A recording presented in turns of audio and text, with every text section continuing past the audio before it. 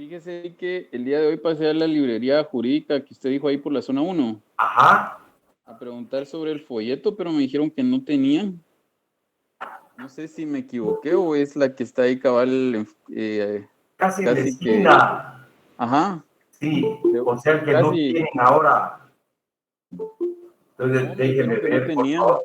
Ajá, Ismar, a ver dónde conseguimos ese documento. Le decía, le sirve de refuerzo. No obstante, por favor, para usted, Ismar, y para los compañeros y compañeras, estoy haciendo lo posible de compartirles algunos documentos y las diapositivas que les va a ser de mucha utilidad para su examen. También pues, con el desarrollo del... Hoy, por ejemplo, vamos a mencionar alguna bibliografía para el punto de el despojo. Así que, pero de todas maneras vamos a averiguar más dónde podemos conseguir este documento. Y gracias por su observación. Muchas gracias. Gracias, Lick. A usted las gracias. En un momento empezamos, jóvenes, por favor.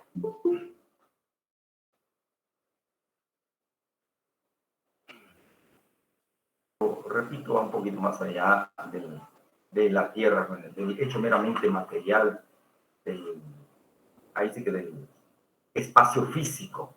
Así que vamos a empezar el despojo. Les decía, tenemos acá fundamentalmente dos momentos, yo creo que históricos muy, muy importantes en el tema del despojo, y va a ser el periodo del régimen de la colonia. Más o menos por espacio, hablamos del régimen de la colonia por espacio de 300 años. Tuvimos este régimen en nuestro país. Y luego, otro momento importante, después de la independencia. Entonces, esos dos momentos importantes del régimen colonial, luego del régimen post-independentista. También vamos a encontrar un momento muy trascendente, un momento político, un momento histórico, en el tema del despojo. Entramos en materia, les voy a compartir, jóvenes, solo vamos a seguir admitiendo a sus compañeros, les voy a compartir estas diapositivas, por favor. Acá, el tema del despojo. Y les decía que les voy a compartir estas diapositivas, al igual que de la clase anterior. Así empezamos a hablar del despojo, jóvenes, que es tema de la segunda unidad de nuestro programa. Tenemos el despojo y se define el despojo tanto por varios diccionarios. Entre otros aparece el diccionario de la Real Academia Española.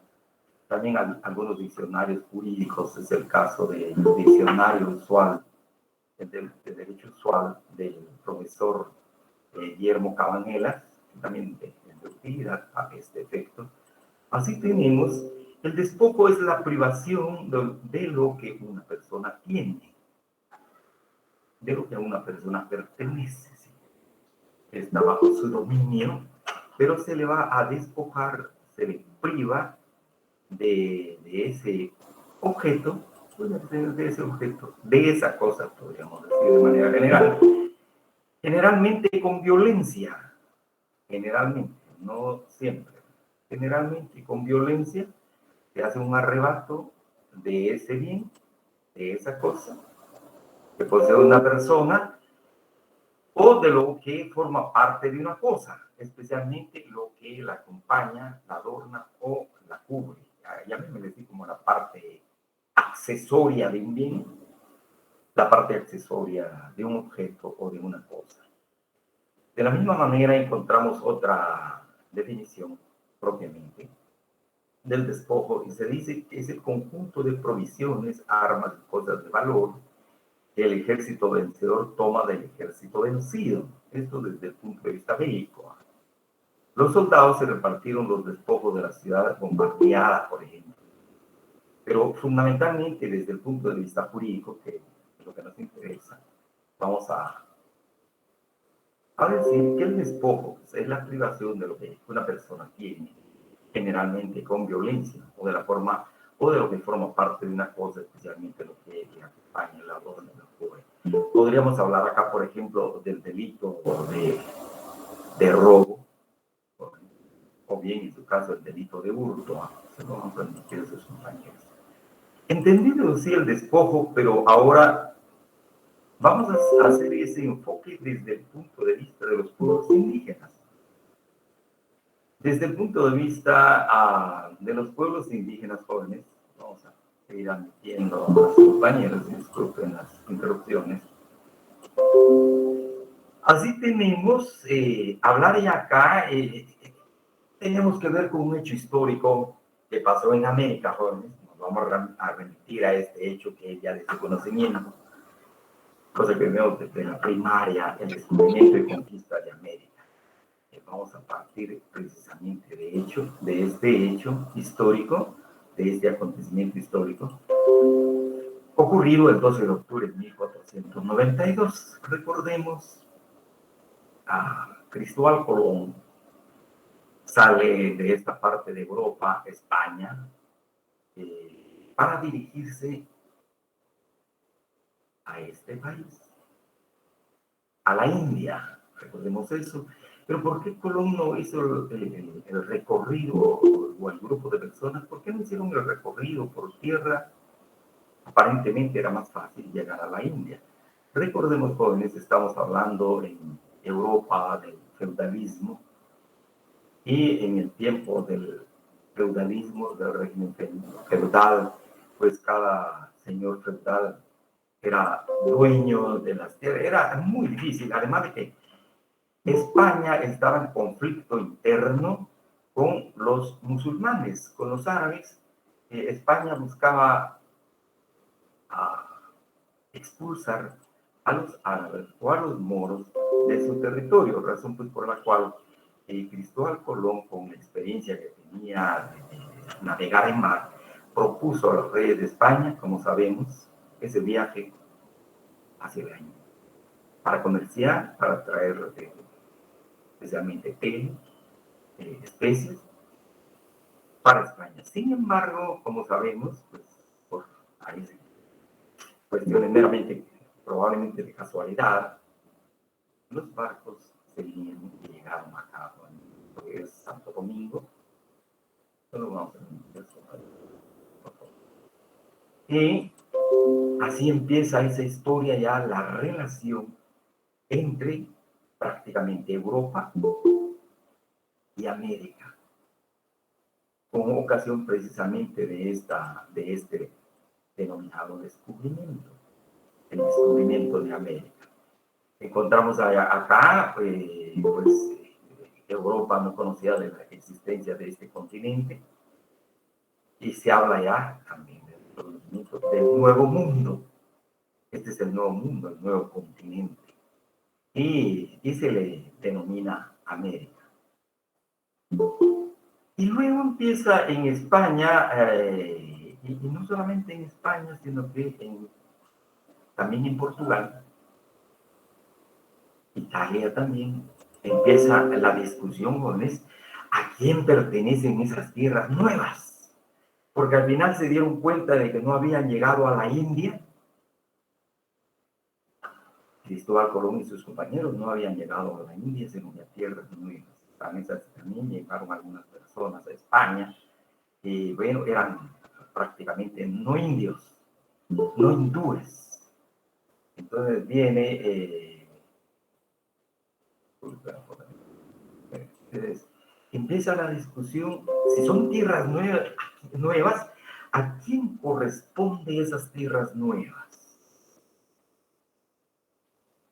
¿Al país que descubrió esas tierras nuevas?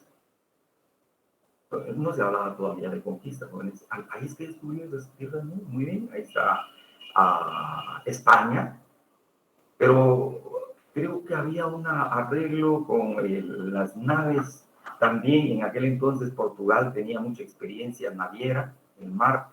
Algunas naves pertenecían a Portugal. Y de igual manera Italia lea, pero Cristóbal Colón es genovés, es de Italia.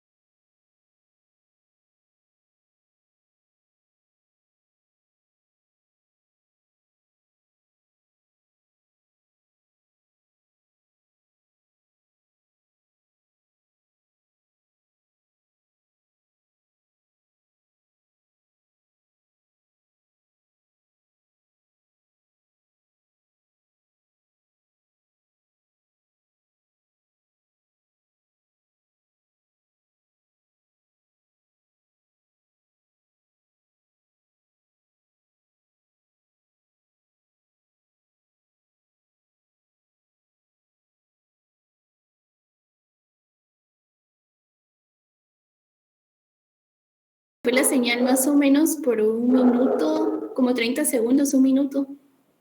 Bueno, le voy a Sí, dar disculpe. gracias, muy amable, gracias, muy amable. Voy a acercarme un poquito a la máquina, gracias, muy amable. Entonces le decía, jóvenes, en esta Junta de Burgos de 1512, más o menos como 20 años después. Disculpe, no se le ven las diapositivas. No, ok, voy.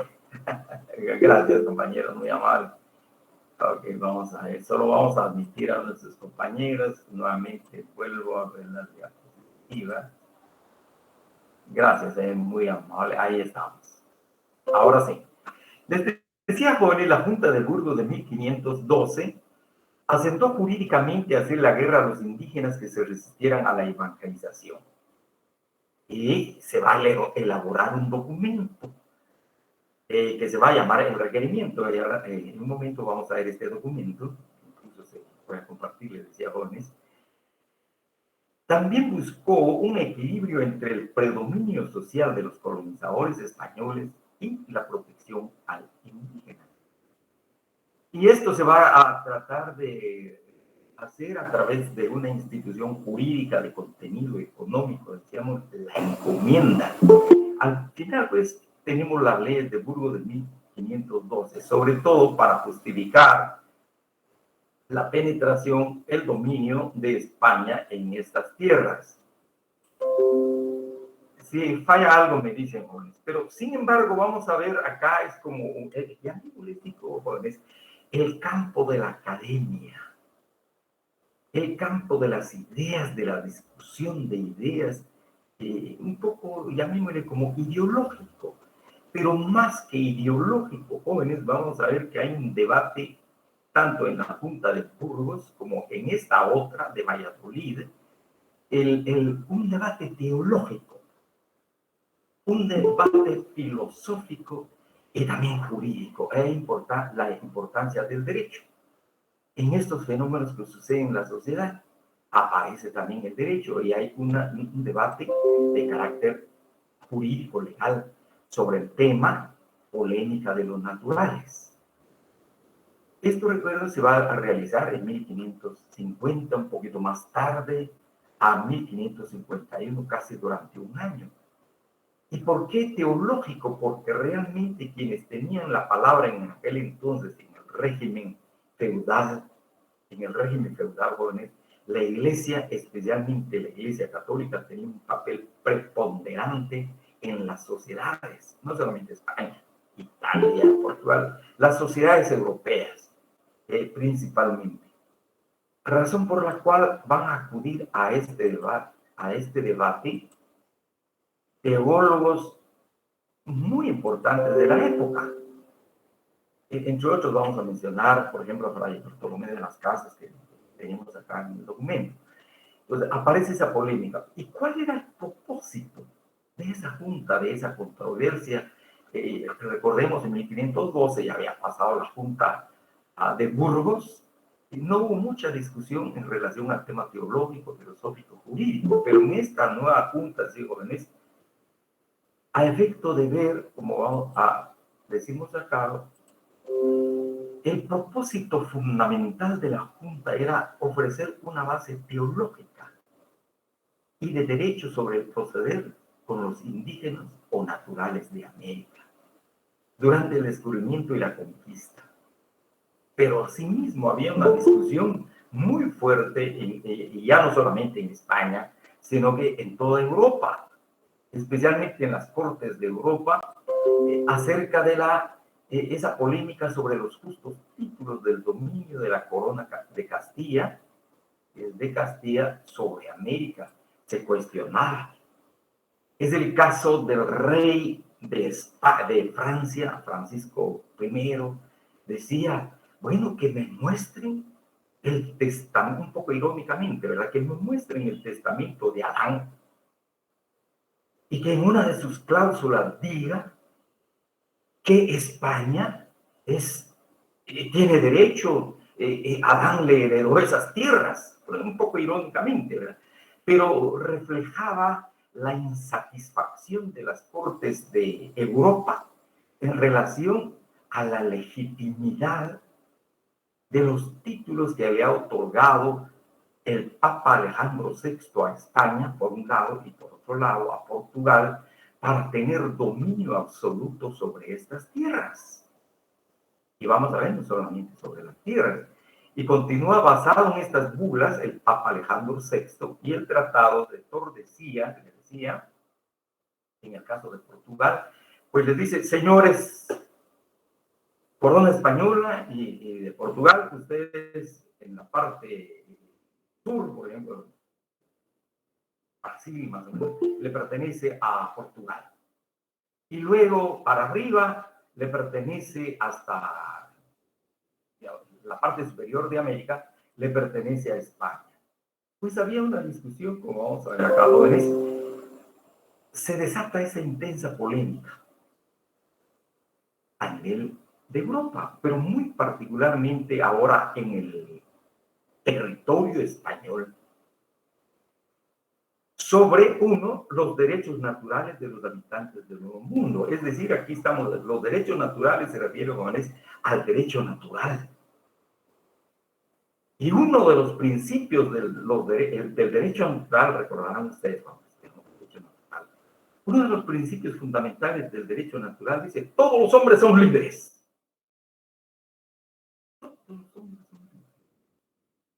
En el entendido de que tienen alma, tienen espíritu, tienen razonamiento, tienen razón.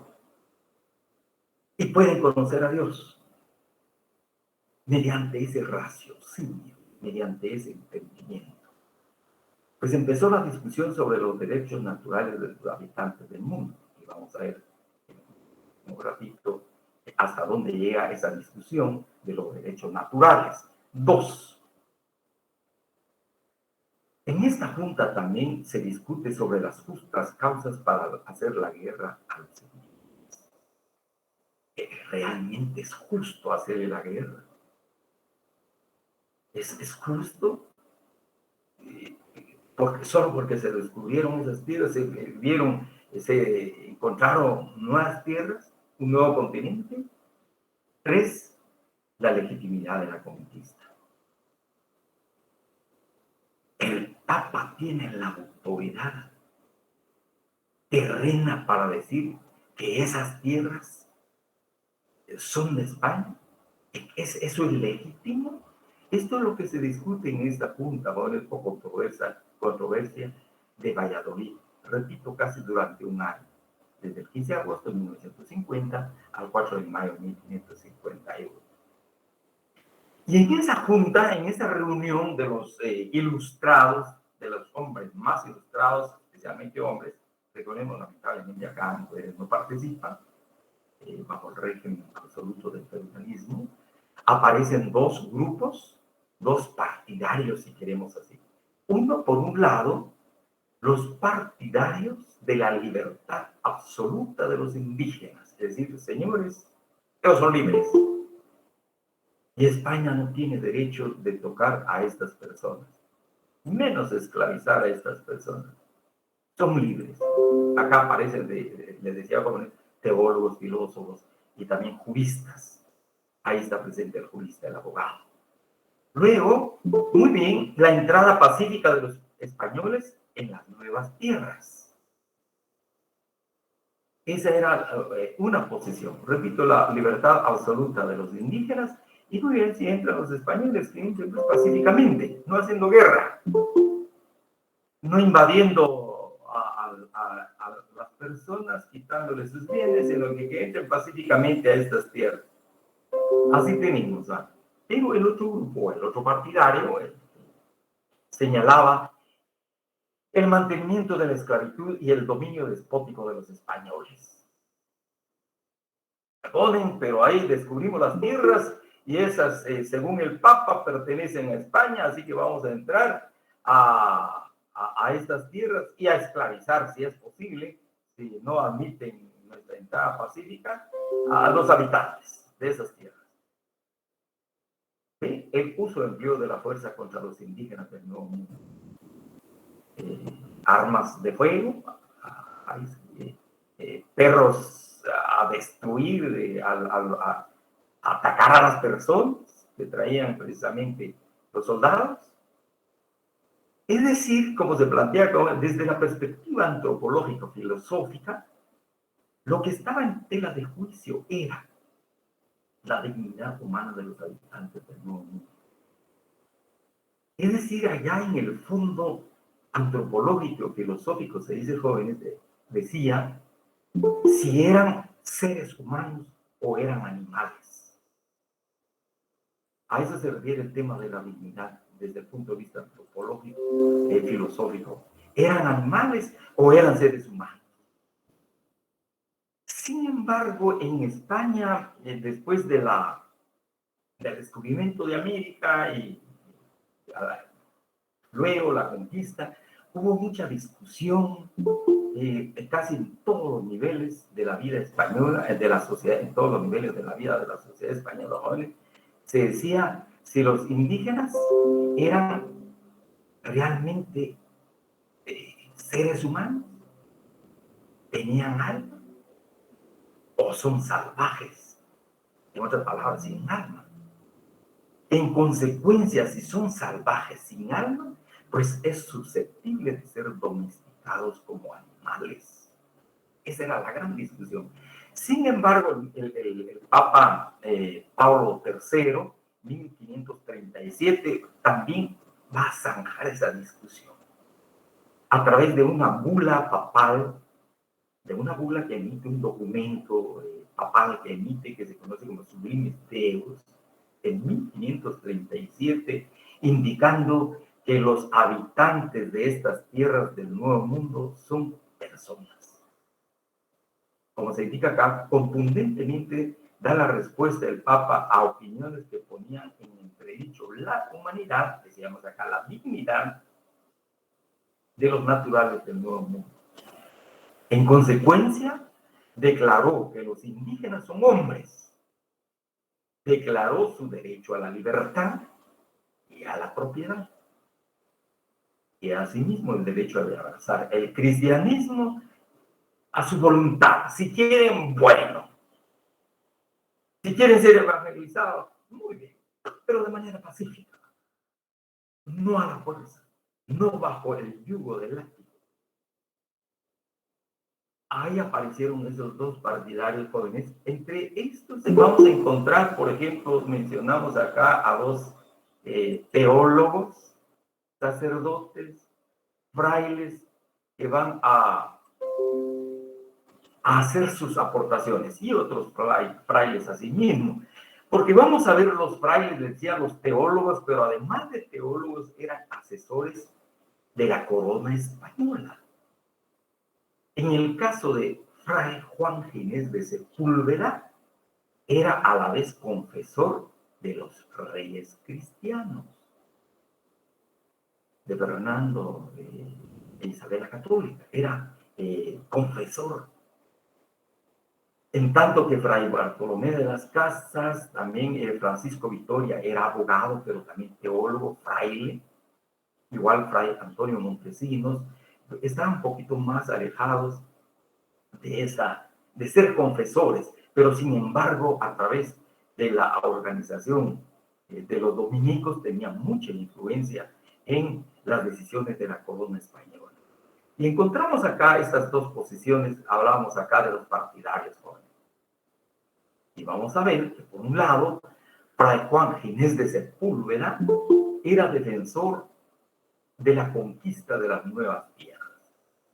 Y también esgrimía, ahí sí que, pero a muerte, que mantenía, esgrimía y sostenía, argumentaba, que los nativos eran inferiores a los españoles. Indicando eso, que eran inferiores a los españoles, justificaba su empleo. Licenciado, buenas tardes. Disculpe, fíjese que justo en el momento no me quedaron claro lo de las bulas papales, porque justo se le fue el internet en las diapositivas, entonces me perdí un poco desde las bulas papales y luego lo de Burgos cuando regresó. No sé si podría volver a explicarlo, por favor, con las diapositivas y todo, perdóneme. De todas maneras, les voy a acompañar las diapositivas, por favor. Les voy a compartir estas diapositivas en Classroom, pero con muchísimo gusto voy a mencionar la bula Sublimis Deus, emitida por el Papa Pablo III, les di en 1537. Esta bula papal señala que los habitantes, hombres y mujeres de este continente, del Nuevo Mundo, eran seres humanos. Y ya no había que discutir si eran humanos o eran salvajes. Si tenían almas, humanos, o bien no tenían alma y espíritu, eran salvajes. Le decía, ese va a ser esencialmente el contenido de esta bula papal Sublimis Deus de Pablo III en 1537. Decía qué consecuencia trae esa declaración papal. Prácticamente que los indígenas son hombres. Y como tales, mujeres y hombres, declaró que tienen derecho a la libertad. Son libres. Nadie puede quitarle la libertad, absolutamente nadie. Tiene esa legitimidad de hacerlo. Y también tiene derecho a la propiedad.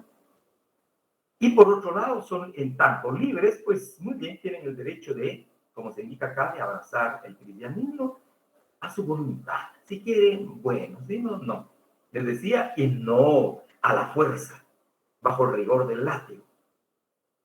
A eso me decía en cuanto a esta bula papal. De esa cuenta les menciono acá, jóvenes, dos de los grandes exponentes, de los grandes teólogos de estas ideas, de estas posiciones. Fray Juan Ginés de Sepúlveda les decía, le voy a dar un poquito, pero no ve tan mucho. Fray Juan Ginés de Sepúlveda es el defensor de la conquista de las nuevas tierras. Hay que conquistarlas. Obviamente vamos a ver con armas. Y sostiene asimismo, argumenta que los nativos, los hombres y las mujeres de este continente, de América, del Nuevo Mundo, son inferiores a los españoles. ¿Pero qué se buscaba con esa idea? Teológica, pero a la vez filosófica. Justificaba el empleo de estas personas, de estos individuos, de estas mujeres, de estos hombres, incluso niños, convertirlos en esclavos para su explotación, convertirlos en mano de obra regalada, en mano de obra gratuita. Y vamos a ver, jóvenes, incluso hasta 2 generaciones. El dueño de los esclavos y los hijos de hasta 2 generaciones defendió la justicia de la guerra contra los indígenas, argumentando, acá viene principalmente, dice, señores, estos hombres y estas mujeres son caníbales. Así que por sus costumbres hay que entrarles, hay que guerrearlos. Además practican sacrificios humanos. De igual manera hay que guerrearlos porque si no se comen a los soldados, los sacrifican. Y por otro lado también sostiene su cultura es inferior. Realmente no tienen nada de cultura, nada. Y la otra cuestión, observación, es que entre ellos mismos se están guerreando. Se están acabando entre ellos mismos, entre esos habitantes, entre esos grupos, entre esas tribus de América. Así que, para evitar que sigan matándose, pues mejor los guerreamos. Esa es la idea fundamental que subyace en la posición del Fray Juan Ginés de Sepúlveda. Les decía, jóvenes, asesor de la corona española, pero a la vez confesor de los reyes, tenía mucha influencia sobre ellos. Por otro lado, en esta junta, en estos debates de la junta de Valladolid, aparece también Fray Bartolomé de las Casas, de quien sabemos creo que bastante. Francisco de Vitoria, se le conoce poco, pero también sacerdote y es abogado. Y el sacerdote Fray Antonio de Montesinos. Ellos defienden los derechos humanos de los indígenas y denuncian la crueldad, la tiranía y la esclavitud a que han sido sometidos los pueblos indígenas de este continente y proclaman la libertad precisamente de los indígenas. y también hacen la consideración de la naturaleza humana, son seres humanos. En consecuencia, hay que tratarlos como seres humanos. Esta es la gran posición. Les decía, es más o menos como el debate ideológico, jóvenes, pero no ideológico de posición, si queremos, sino que fundamentalmente las ideas que están presentes académicamente, pero también dentro de la iglesia, en la academia con los filósofos, también en la academia con los juristas. Finalmente va a prevalecer la posición de Juan Inés de Sepúlveda. Encontramos acá, con esta posición, por el de Juan Inés de Sepúlveda, encontramos lo siguiente. El bueno dice muy bien, si realmente son seres humanos, no son animales, pues les vamos a decir que acepten la autoridad del rey y que acepten la autoridad del Papa y que se conviertan al cristianismo y que permitan que se les evangelice, fundamentalmente. Y legalmente, desde el punto de vista legal jurídico, pues se va a elaborar un documento para hacerles ese llamado. Y ese documento es conocido como el requerimiento. Requerirles, pedirles, exigirles. Les voy a leer brevemente acá el requerimiento, cuyo nombre completo es notificación y requerimiento que se ha dado de hacer a los moradores de las islas en tierra firme del mar Océano, que aún no están sujetos a nuestro Señor. Fue un documento realizado por orden de Fernando II de Aragón. Por favor, tengan en cuenta el nombre del gobernante, Fernando II de Aragón, como respuesta al debate surgido acerca de la justicia de la conquista de América. Esto que hemos visto en estas juntas, no tanto de Burgos, sino que fundamentalmente de esta última de Valladolid, a partir de los sermones del dominico Fray Antonio de Montesinos, quien denunciaba la crueldad, jóvenes, la tiranía con que se estaban tratando los indígenas, especialmente incluso ya bajo la famosa encomienda, que en un momento vamos a ver. El requerimiento fue usado por primera vez por Petrarias Dávila en Panamá, tierra firme, en 1513.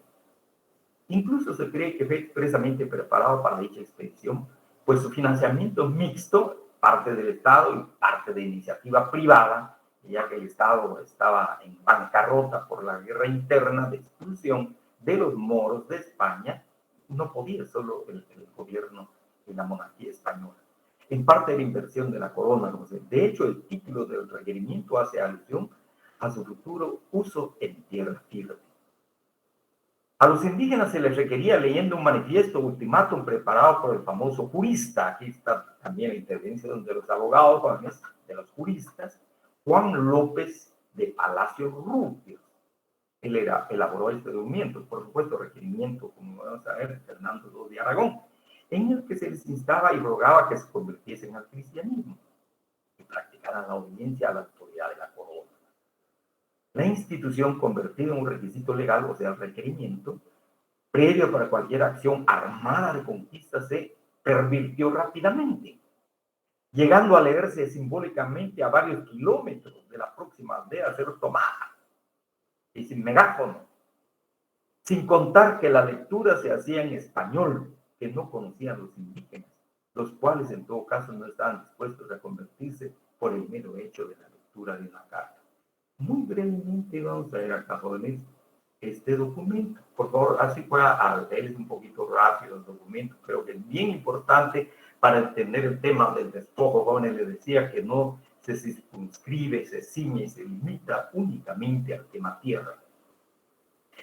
El requerimiento. De parte de muy alto y muy poderoso y muy católico defensor de la Iglesia, siempre vencedor y nunca vencido, el gran rey don Fernando V de España, de las dos Sicilias, de Jerusalén, de las islas y tierras firmes del mar Océano, tomador de las gentes bárbaras, de la muy alta y poderosa señora la reina doña Juana, su muy cálida y amada hija, nuestro Señor yo, Dávila, su criado mensajero y capitán, los notifico y les hago saber como mejor puedo que Dios nuestro Señor único y eterno creó el cielo y la tierra, un hombre y una mujer, de quienes nosotros y vosotros fueron y son descendientes, y procreados a todos los de después de nosotros vinieron.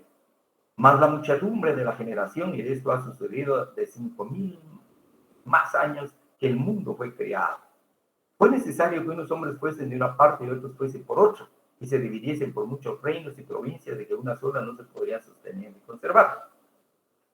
De todas estas gentes vuestro Señor dio cargo a uno que fue llamado San Pedro, para que de todos los hombres del mundo fuese Señor y superior, a quien todos obedeciesen, y fuese cabeza de todo lo humano. Donde quiera que los hombres estuviesen y viviesen en cualquier ley, secta o creencia, pidiéndole a todo el mundo por su reino, señorío, jurisdicción, y como quiera que el mando propusiese su silla en Roma, como el lugar más aparejado para regir el mundo. También le permitió que pudiese estar y poner su silla en cualquier otra parte del mundo, y juzgar y gobernar a toda la gente, cristianos, moros, judíos, gentiles, y de cualquier otra secta o creencia. A este llamaron Papa, que significa admirable, mayor, padre y guardador.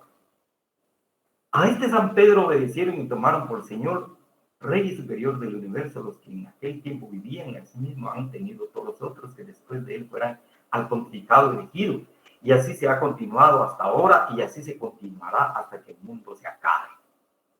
Uno de los pontífices pasados, que en lugar de este mundo hizo donación de estas islas y tierras firmes del mar Océano, a los ricos reyes y reinas y a los sucesores en estos reinos, con todo lo que en ellas hay según se contiene en ciertas escrituras que sobre ellos basaron. Aquí se está hablando de Alejandro VI, recordemos.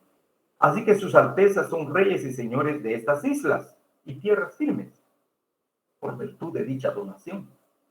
Y como a tales reyes y señores, algunas islas más y casi todas a quienes esto ha sido modificado, ha recibido a sus altezas y le han obedecido y servido, y sirven como súbditos, lo que deben hacer con buena voluntad y sin ninguna resistencia. Luego de su inclinación, como fueron informados de sus susodicho, obedecieron y recibieron a los valores religiosos que sus altezas profesaban para que les predicasen y enseñasen la santa fe. Y todos ellos de su humilde y agradable voluntad, sin apremio ni condición alguna, se hicieron cristianos, y lo son. Sus altezas los recibieron alegres, y así los mandó tratar como los otros súbditos y vasallos. Los otros son pedidos y obligados a hacer lo contrario.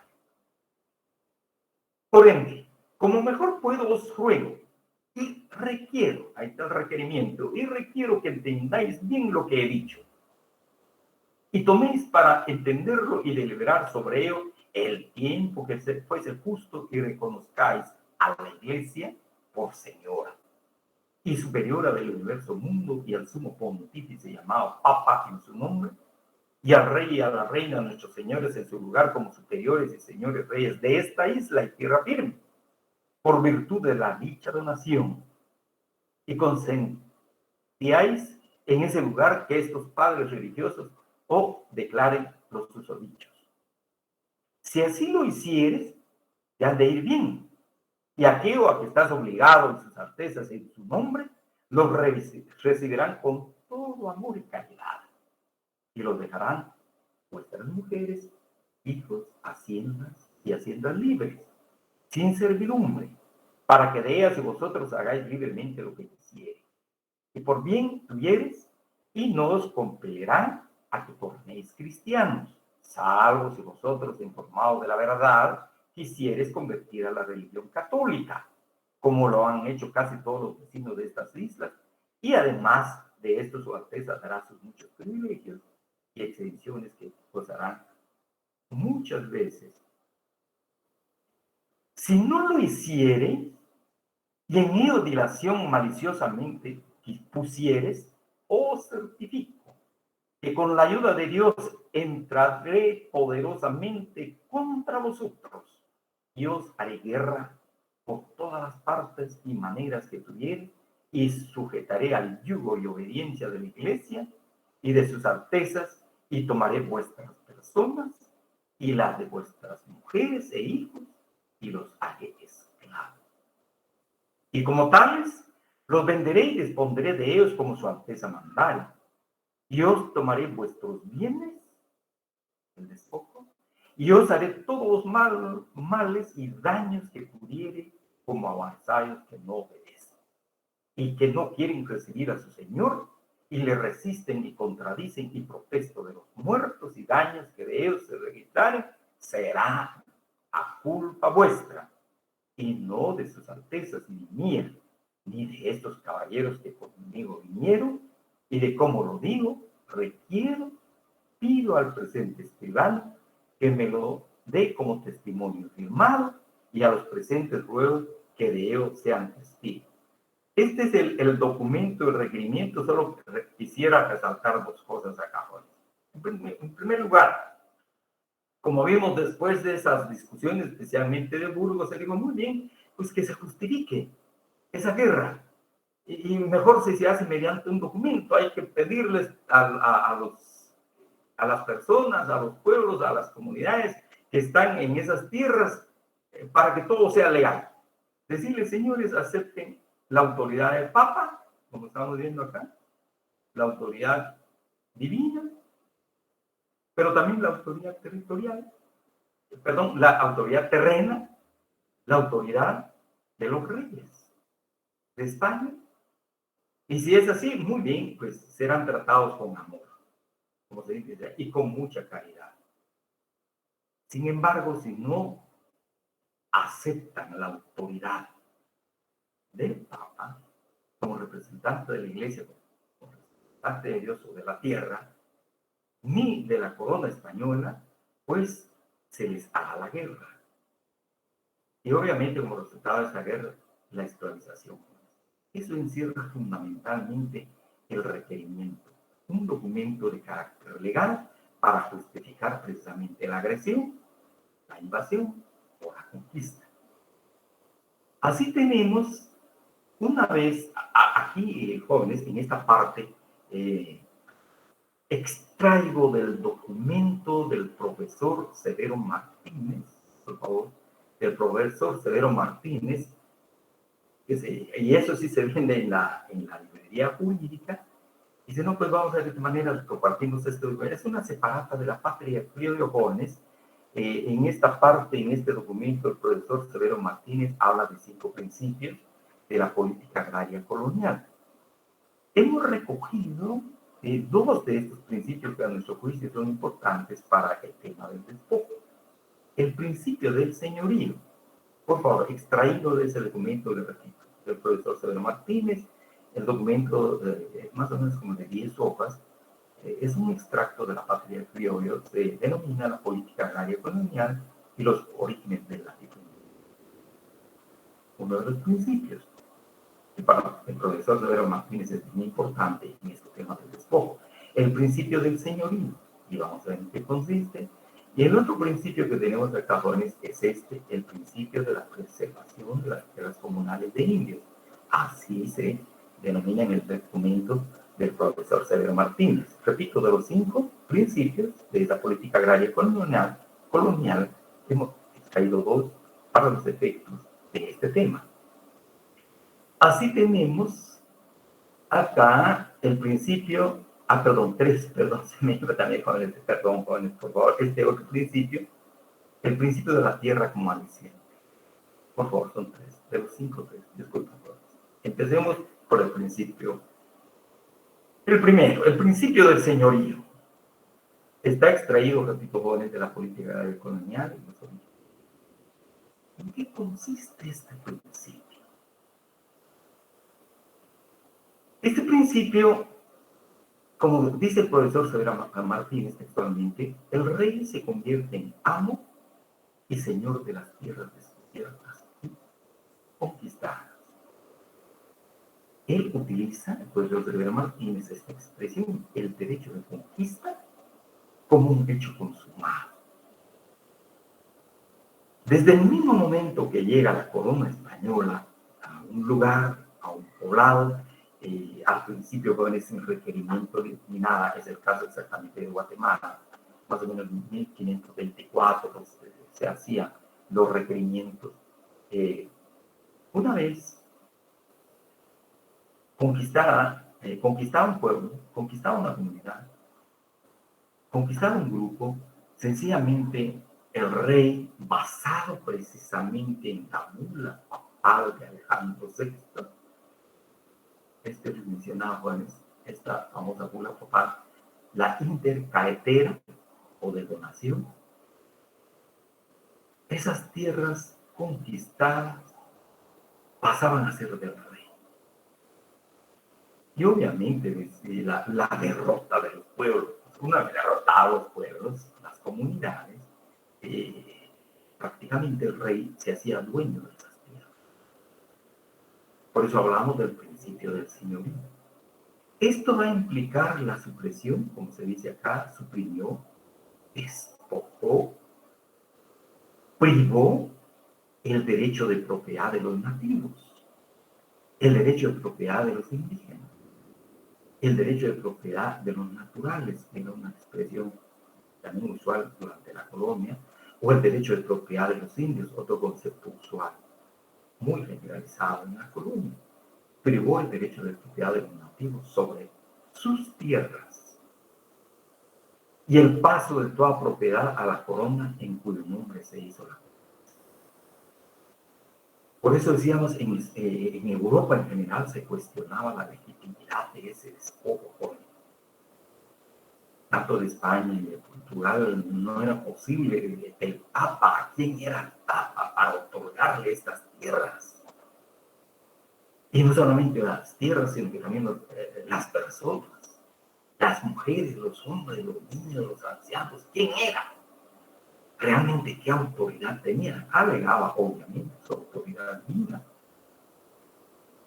Y en Europa se discutía mucho eso, dada también el grado cultural que tenían en los países europeos.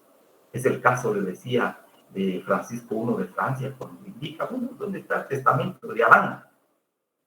Donde dice que a España le está dejando esas tierras, está heredando esas tierras. Si quieren ustedes, irónicamente, pero lo cierto es que el principio del señorío consiste en que el rey, la corona española, se convierte en propietaria y dueño de estas tierras, en amo y señor de estas tierras. Las tierras conquistadas. Hablamos de América. Siguiendo la idea del profesor Severo Martínez, dice, hay dos como ramales de esto del principio del señoría, o si queremos dos caras, dos facetas. ¿Ya? Él habla de la vertiente positiva y vertiente negativa, pero como dos facetas, dos caras de la misma moneda. El principio del señoría, en cuanto a la cara positiva que tiene, al aspecto positivo, señala, y es así, solo el rey cede o vende la tierra, porque él es el amo, señor y propietario de las tierras. Descubiertas y conquistadas. Solo el rey cede o vende esas tierras. Toda posesión deriva de una cesión o venta original de la corona. Si alguien tiene un pedazo de tierra, pero que no fue cedido por la corona, ahí hay usurpación. Porque toda la tierra es del rey. En otras palabras, desde el punto de vista de las ciencias políticas, me detengo un poco acá, jóvenes. Ustedes saben, cuando hablamos incluso en derecho internacional público o en el estudio de ciencias políticas, nos han dicho, y es así, que el Estado, como esa organización política de la sociedad que conduce y dirige la sociedad, posee tres elementos importantes. El elemento territorio, el elemento población y el elemento poder, la soberanía. Lo que vemos acá prácticamente es que la corona española extiende su territorio más allá de España propiamente, extiende su territorio, pasa a ser, desde el punto de vista político, la corona española como Estado monárquico, como Estado, extiende su territorio más allá del mar, América. Y luego, la población del Estado de España, de la monarquía española, los que están en ese territorio de América. Y luego va a ejercer ahí su dominio, su soberanía. no externa, porque es algo, es territorio de España, su soberanía interna sobre su población y su territorio. Consecuencia, por eso es la vertiente positiva o la cara positiva de ese principio del señorío, indica que solo el rey cede o vende la tierra. Obviamente despoja a la población indígena de este continente. Y la cara negativa, precisamente del señorío, o la vertiente negativa, se entiende así que toda tierra que el rey no haya cedido o vendido es tierra realenga, es tierra del Estado. Lo que hoy en Guatemala llamamos los famosos terrenos o tierras baldías, que son del Estado. Pero el lenguaje, la jerga jurídica colonial era la tierra realenga, del rey. Es tierra del rey. ¿A usted le cedieron esta tierra? No, es del rey. ¿A usted le vendió esta tierra? No, es del rey. ¿Le donaron esta tierra donde está bien? No, es del rey. Es tierra realenga. Le pertenece al rey y no puede ocuparse ni usarse sin incurrir en un delito de usurpación. Esa es la versión negativa del principio del señorío. Aunado a esto, pasamos a otro principio que plantea el profesor Sergio Martínez y que encaja precisamente en este punto de nuestro programa, donde es el principio de la tierra como aliciente. Hemos indicado de que España... Si desea una pregunta. Diga, por favor, si quiere vuelvo acá. Diga. ¿Te escucho? Fíjese que solo tengo una duda. ¿Las ventas que hacía el rey se hacía a través del requerimiento o había otra especie de expediente para que, si en ese caso la persona adquiría una tierra con el rey? Le voy a agregar, fíjese que acá, le voy a agregar, gracias por la pregunta. Al pasar acá, vamos a ver, acá. Y aquí le voy a responder su pregunta, por favor. Si no le respondo, me vuelve a preguntar. Pero bien, el principio de la tierra como aliciente. Esto lo van a ver también en derecho agrario con mayor profundidad, pero aquí una pincelada porque no es exactamente el tema de nuestro curso de derecho agrario, sino fundamentalmente en relación, decía, al despojo, y en relación a lo que indicaba el compañero. El principio de la tierra como aliciente. Entonces, la corona española no tenía suficiente dinero para traer colonos a esas tierras. Ni barcos, ni dinero para decir, miren, quieren ir a España, vénganse, métanse al barco, subámonos y nos vamos. Pero acá señala la corona española, ¿verdad? Señores, quienes quieren ir a América, pero tienen que costear su viaje. Tienen que sufragar sus gastos. ¿Quiénes quieren ir a colonizar América? Estas nuevas tierras, el nuevo mundo.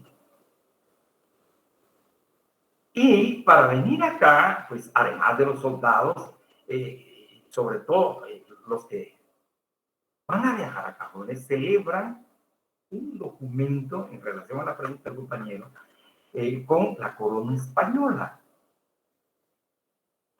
Y en este documento es más o menos como un contrato de, bueno, mire, yo voy a viajar, voy a sufragar mis gastos, me voy, y muy bien, entonces se le va a entregar, acá se le entrega cierta cantidad de terreno, cierta cantidad de tierra, una caballería, 10 caballerías, 15 caballerías, depende un poco de lo que también vaya a aportar para ese viaje.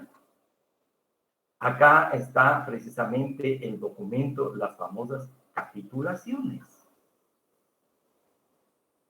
Es como un contrato más o menos, si quisiéramos ver así, entre el rey y los que vienen para acá. Bueno, pues no van a tomar más de la tierra, de lo que se está consignando en este documento, en las capitulaciones.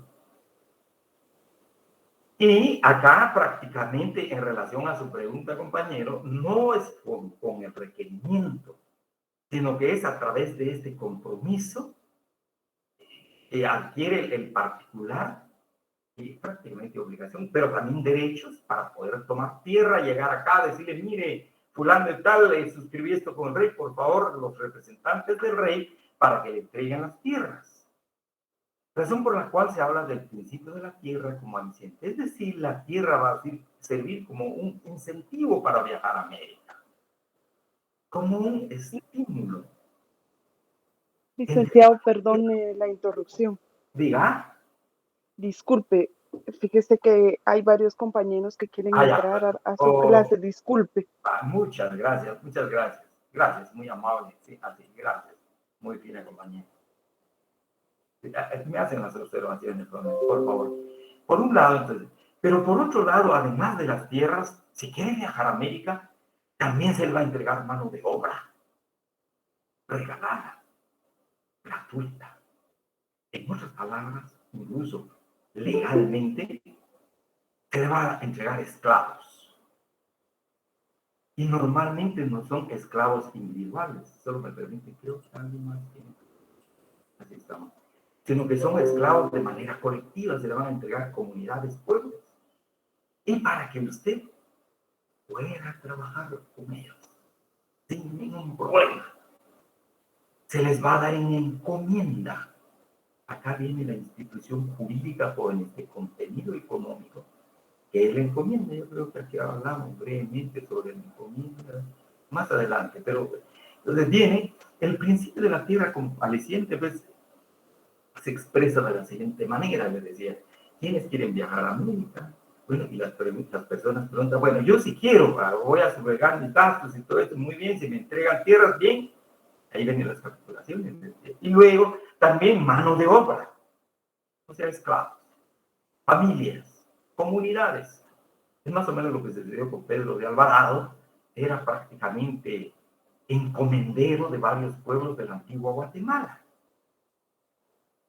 Era encomendero, tenía varios pueblos que le servían como esclavos para trabajar precisamente la tierra, para servicios personales de su casa, de su hacienda, es un caso. En eso consiste el principio de la tierra como aliciente. Y respondiendo a la pregunta del compañero, decía a través precisamente de este documento legal que se suscribe entre el que viene a América, el colonizador, y la corona se le va a entregar estas tierras, no tanto a través del requerimiento, porque el requerimiento es prácticamente advertencia de guerra. El requerimiento es una advertencia de guerra, jóvenes. Se les advierte. Si no aceptan la autoridad de la iglesia y no aceptan la autoridad de la corona española, se les hace la guerra. Y al hacérseles la guerra, se les quita todo, se les despoja todo. Bienes, mujeres, hijos y los bienes. En sí, así se dio el requerimiento. El otro principio, vamos a ver acá, esto un poquito más tarde, por favor, pero también tiene relación con esto, jóvenes. Acá, el principio de la preservación de las tierras comunales. Aquí más o menos estamos hablando ya, en el caso de Guatemala, jóvenes, acá los españoles entraron más o menos en 1524, un poquito más temprano en México, acá más o menos en 1524, en esa fecha, en ese año. Luego de eso, de 1524, aparece una reorganización de la colonia en 1547 más o menos, 47, casi llegando a 1550, jóvenes. Y quisiera agregarles esto, por favor, me regreso acá. Disculpen, jóvenes, por favor, quiero que me acompañen para que no perdamos. Acá empieza esa discusión en España, les decía, jóvenes, en relación a la vía de los indígenas. Aparece Fray Bartolomé de las Casas haciendo la denuncia de las tropelías que está sucediendo en las comunidades indígenas con los indígenas. Habían, por ejemplo, poblaciones indígenas.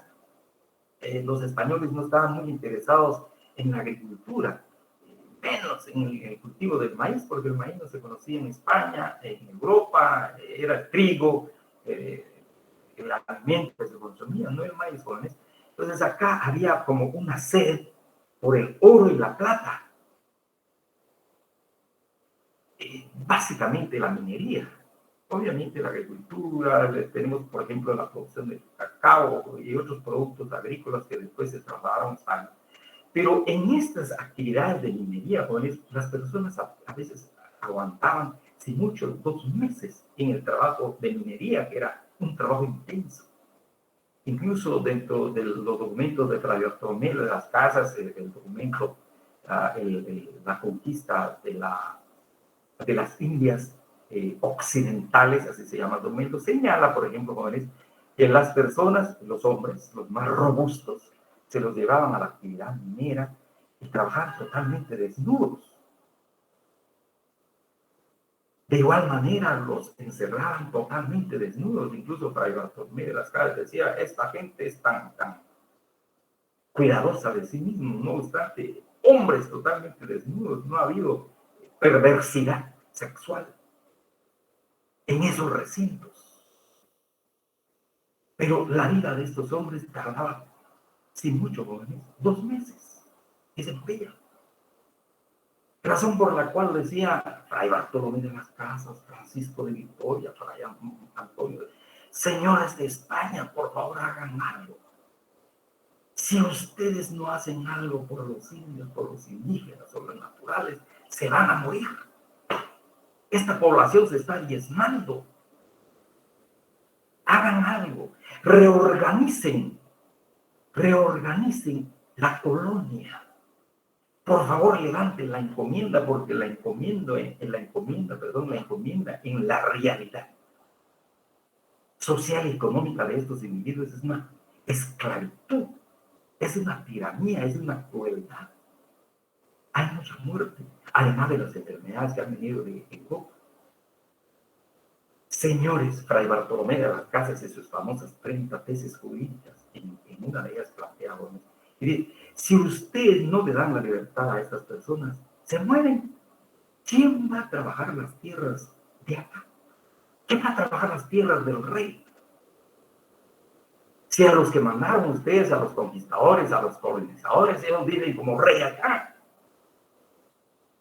Ellos no trabajan. Es más, fíjense que acá los sacerdotes, los obispos, los gobernadores, sus esposas, hasta tienen que ser cargados en cacastes por estas personas y las tratan como que si fueran bestias de carga.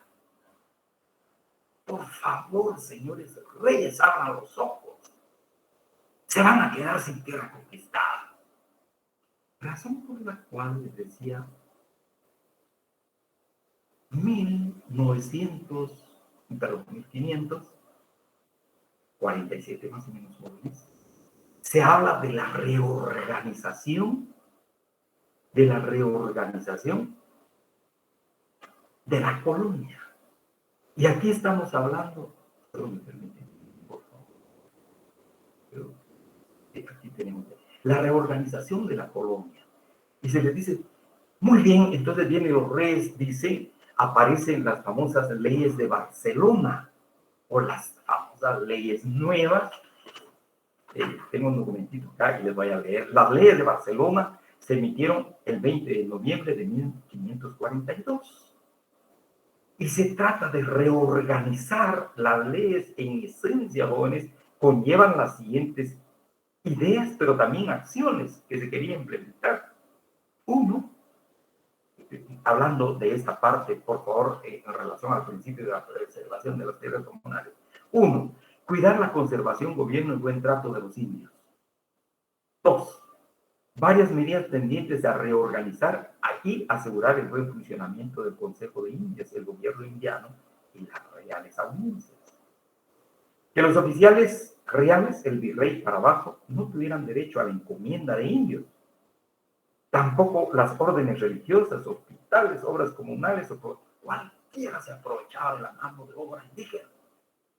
Cualquiera, joven. Y esto es lo que se está prohibiendo en estas leyes nuevas, que no hubiera causa ni motivo alguno para ser esclavos, ni por guerra, ni por rebeldía, ni por rescate, ni de alguna otra manera a los indígenas, a los nativos, o el lenguaje visual en la colonia a los indios. Que los esclavos indios existentes fueran puestos en libertad. En esencia, estas leyes nuevas o de Barcelona proclamaban la libertad de los indígenas y que se levantara la encomienda, jóvenes, que se expulsara del sistema jurídico, pero y también en la realidad económico-social de América, le encomienda, porque era una virtual esclavitud, que se acabara la mala costumbre de hacer que los indios sirvieran de cargadores, llamaba tamemes, sin su propia voluntad y con la debida retribución. Que los indios no fueran llevados a regiones remotas con el pretexto de la pesca de perlas y se vendían a las personas. ¿No? Que las encomiendas dadas a los primeros conquistadores cesaran totalmente a la muerte de ellos, porque era heredada. La encomienda se heredaba a los hijos y los indios fueran puestos bajo la real corona sin que nadie pudiera heredar su tenencia y dominio, y que se recompensara a los primeros conquistadores y colonos con regimientos. Entonces, acá viene y se emiten las leyes nuevas. Y uno de los logros de estas leyes nuevas, como les voy a leer acá por favor, a la mitad del siglo XVI se lleva a cabo la organización definitiva de las colonias de España, en 1542, 40, más o menos 50, y se crean los llamados pueblos de indios, o reducción de indios, distintos a los poblados prehispánicos, población de tipo español. ¿Por qué? Brevemente, bueno, porque muchos de los indígenas no querían nada con los españoles, les tenía miedo. Se refundieron en las montañas, escondidos, familias, comunidades. Y con la emisión de estas leyes nuevas, y especialmente con el trabajo de Fray Bartolomé de las Casas, en este caso, Padre Montesinos, y varios otros sacerdotes jóvenes, Inés Sepúlveda, y les dicen, vengan, aquí no les van a hacer nada, vamos a formar pueblos, y vengan, bajen de las montañas. Muchos estaban muriendo. Bajen de las montañas. Y efectivamente se logra establecer estos pueblos con reducción de indios que venían a ser prácticamente también como un reducto para controlar la mano de obra. Razón por la cual se dice acá eran poblaciones de tipo español. Los pueblos fueron dotados de dos clases de tierras. Los ejidos o de pastos, tierras situadas alrededor del pueblo para recolectar madera, para exponer al aire y al sol, y los telas. Obviamente de los españoles para que se trabajaran los hilos y telas, aparte de, ya del uso del algodón que se tenía acá antiguamente.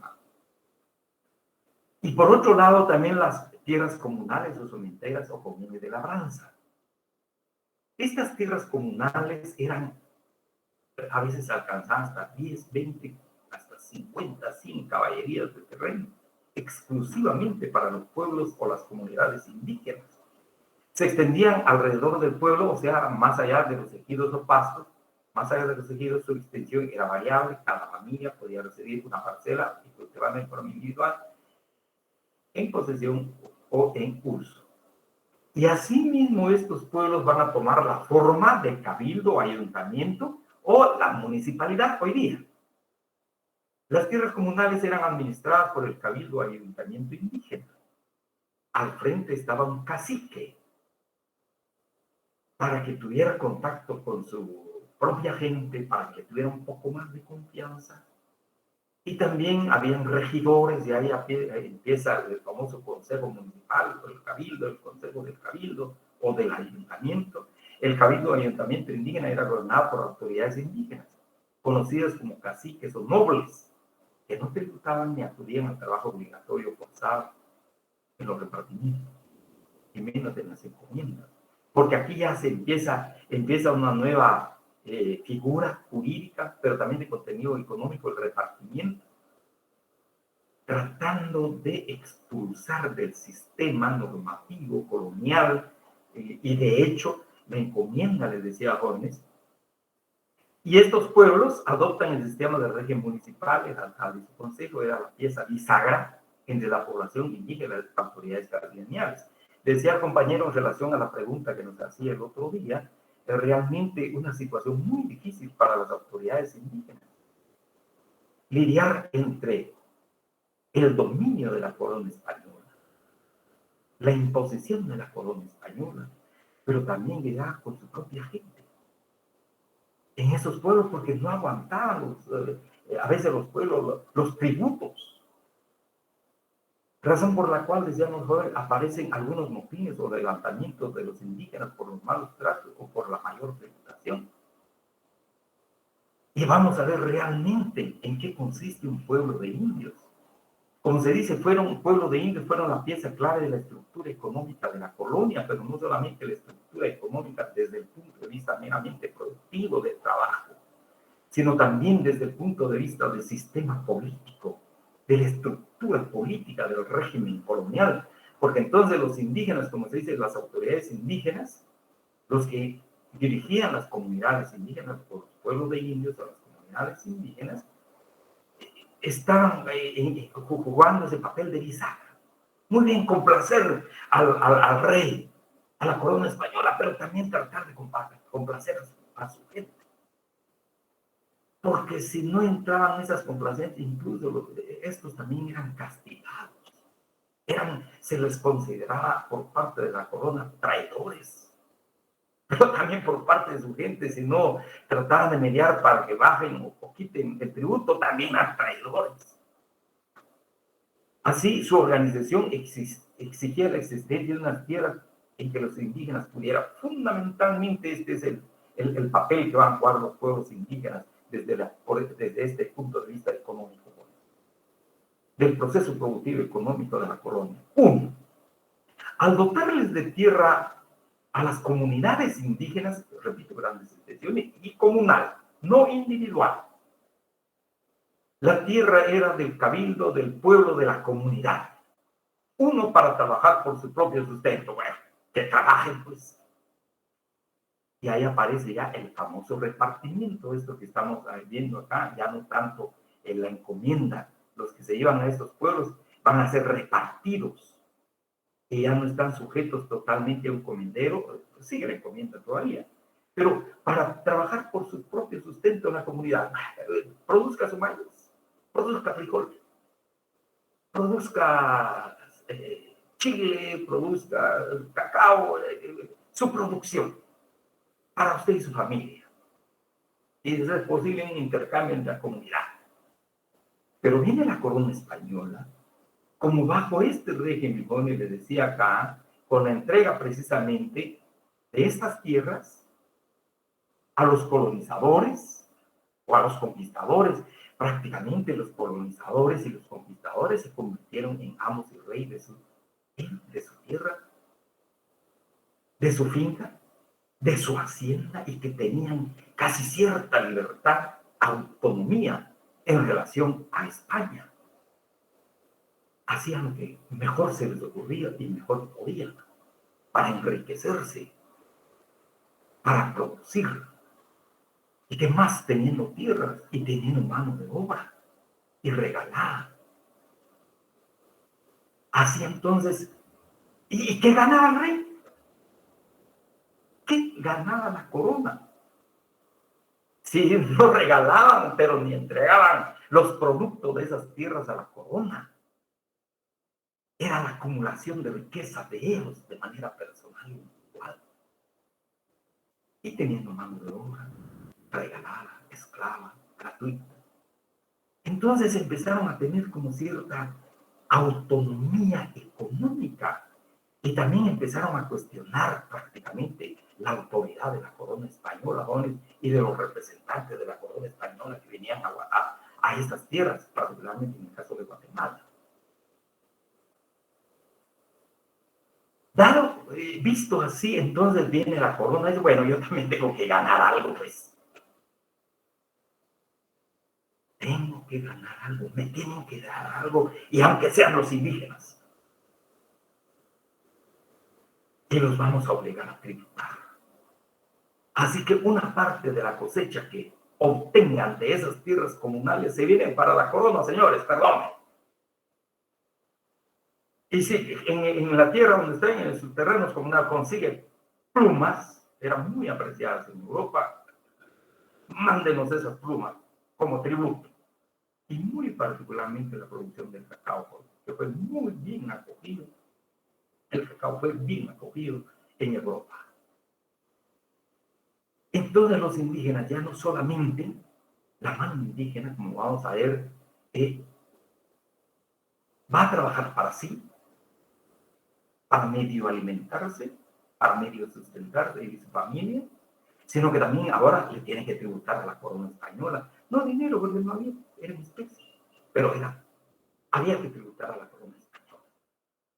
Y además de eso, era prácticamente un lugar donde llegaban los de las haciendas, los inquietos, los colonizadores, los conquistadores como dueños de tierra, amos y señores de tierra, para que fueran a tomar ahí mano de obra, pero ni siquiera ir a tomar, sino que sencillamente le decían al alcalde indígena: señor, necesito 50 hombres, por favor, me los organiza ahí y me los reparte para esta finca, para esta otra y para esta otra.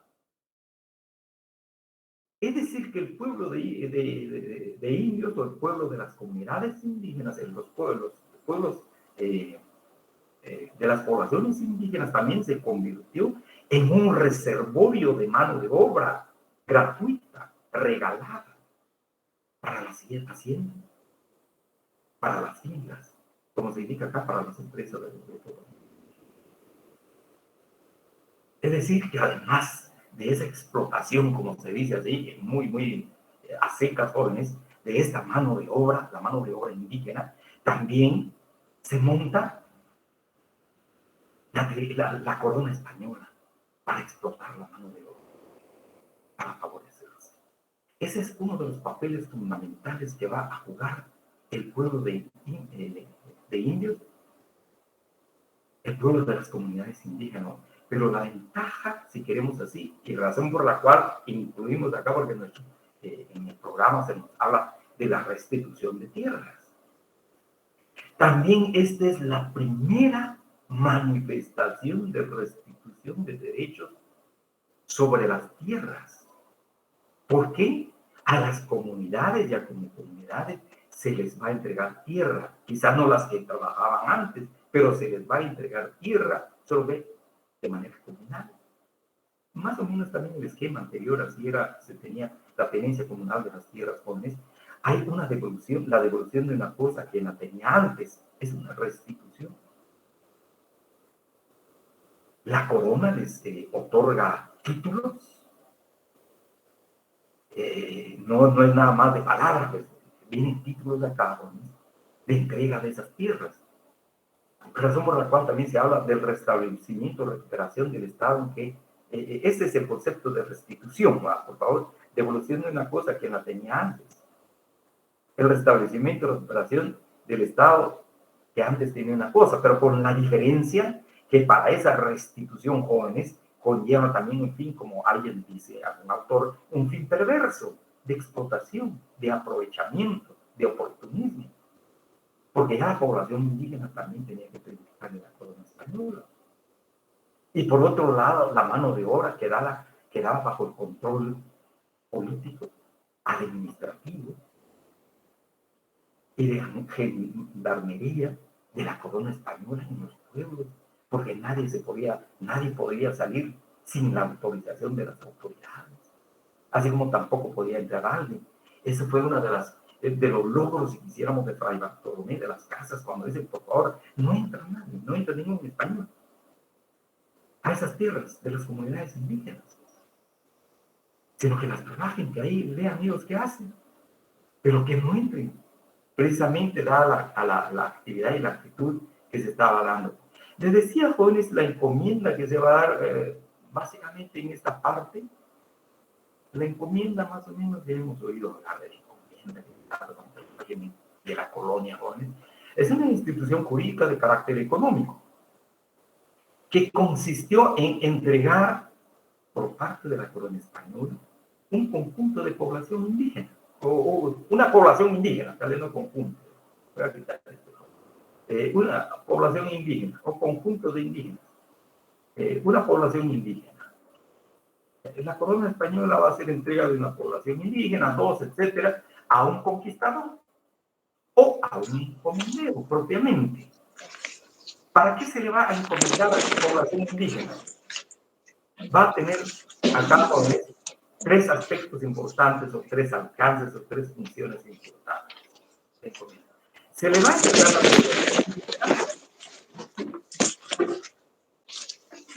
Vamos a ver, jóvenes. La interferencia, me disculpan, jóvenes. Alguien, si me permiten, por favor, jóvenes. Creo que hemos... muchas gracias. Ahí tenemos. Tenemos acá, les decía, jóvenes, la función precisamente de la encomienda. Entonces decía, entregar a una población indígena, 20 familias, 50 familias, etcétera, un conquistador encomendero. Y la obligación de ese encomendero es prácticamente cristianizar, principalmente jóvenes, cristianizar a los indígenas que les son entregados, evangelizarlos, cristianizarlos. Y 2, defenderlo de sus enemigos. Defenderlo de sus enemigos. ¿Quiénes son sus enemigos? A ver, pero había que defenderlo de sus enemigos. Esas son las funciones 2, les decía, y 3, la prestación de los servicios personales. Muy bien, aquí, allá, cárguenme, vaya a trabajar aquí, a trabajar allá, etcétera. Entonces, son 3 funciones principales de la encomienda. La prestación de servicios personales, la cristianización o evangelización de la población. Licenciado, disculpe. De la población de sus enemigos. Diga. Fíjese que ya empezó la otra clase. Entonces, aquí termino, jóvenes. Finalmente, la encomienda se limitó a 2 generaciones de familias. Bueno, buenas tardes y muchas gracias. A ustedes las gracias. Bien, jóvenes, faltan 10 minutos, pero terminamos acá. Si es así, les agradezco. Sobremanera. Entonces, muchas gracias, jóvenes. Terminamos acá, dado el tiempo. Y vamos a continuar. Y luego, Buenas tardes, Lick. buenas tardes.